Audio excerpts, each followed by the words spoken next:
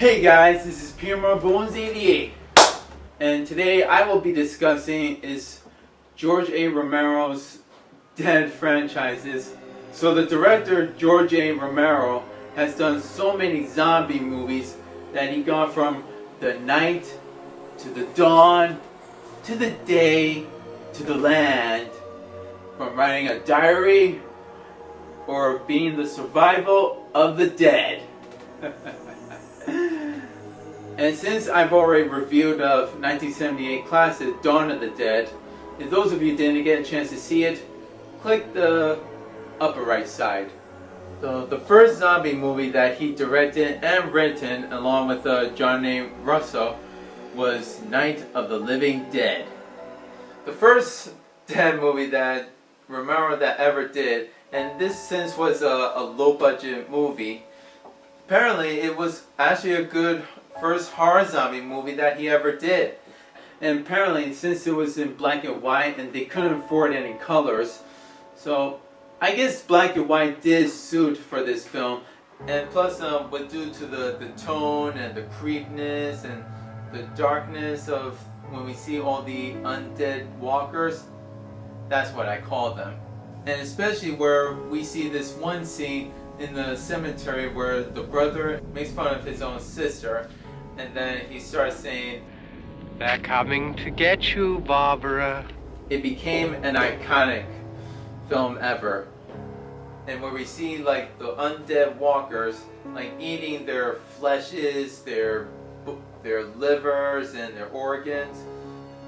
But in the behind the scenes, they must have had was just chicken or salami. It did work. It was really realistic, including with all the makeup effects. This was only just like a low budget movie, but it turned out really good. I enjoyed it. Now to fast forward 10 years later, which was the second installment of Dawn of the Dead. Now the second film, however, was very different compared to the first film. It was actually now becoming a horror slash comedy, and which also that now the zombies are also different as well. They had some new makeups on them. They had like a blue or greenish face, and added some more like blood or flesh like open to make it look like they were starting to decay or starting to rot or fall away.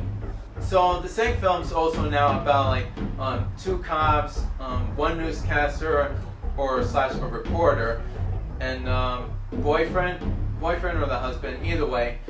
They go into the mall and they stay there because they have all the supplies that they need to survive and to fight against with all these undead walkers once again. There is like this one scene that's like really funny and so hilarious, is where the rogue gangsters just like start throwing some pies at them, at the undead. They just like keep throwing pies at them and spray water in their faces. It started to become a comedy, but I love this film, and we got this, man. We got this by the ass. Then in 1985, George A. Romero had also directed and made Day of the Dead.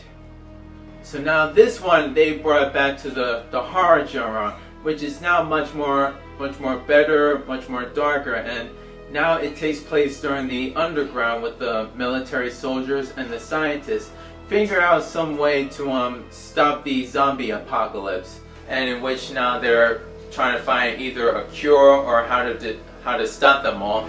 But somehow, most likely, they want us to try to survive and stay away from the undead walkers. Including right now that there are some scenes that are sometimes basically a little dull or not too like realistic. But where we're seeing now much more of the zombies, now they're becoming more very uglier and more decaying, like everything's falling apart. They're starting to lose their mouths or their tongue or part of one of their eyeballs sockets. But the main zombie character is Bub, that he starts to like learn how to become a human a little bit. Like he's starting to use how to use a phone or how to use a gun. It's like memories starting to come back. Their brain has been shut down because they've been dead for almost throughout the years, and now the brain is starting to restart again. It's like a switch on and off, and it's starting to reboot, starting to like remember how to do this or how to do that. One scene of Day of the Dead that's also my favorite is, besides where all the zombies like kill and eats all the soldiers, now they take over their base, and especially where we see Bub. He starts to learn to become a human and starts to using a gun right at the soldier, and all of a sudden he just shoots at him, and all the zombies just begins like eating him and tearing him apart. So for that, Bub, I salute you.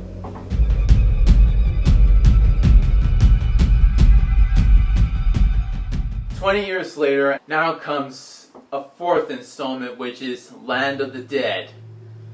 Land of the Dead is actually much more of like concentrating on the zombies. They're like the main characters now, and less of the humans. The humans, however, they want to like destroy and kill all the zombies, all the undead walkers. But now we even see like familiar casts such as John Leguizamo, Dennis Hopper, and Simon Baker. Main character, which was the gas station guy, they now start to like remember pretending that they're humans, and they live off like their own zombie town, like they call it Zombieville. And to see now with all the zombies now starting to like learn how to fight back, like gain what they really want or deserve, and everything that's like becoming more action to it, and etc., etc., and it really like pumps it up, and I really love this film. To compare with Night of the Living Dead and Dawn of the Living Dead, Day of the Dead, I think Land of the Dead is actually my most favorite one. So there you have it, folks. One of George Romero's best Dead franchises. But too bad, like I said, it's too bad I didn't even like talk about Diary of the Dead or Survival of the Dead. But once I do see them, maybe I'll do a review on both of them. And this is P.M.R.Bonez88 signing off. His saying is,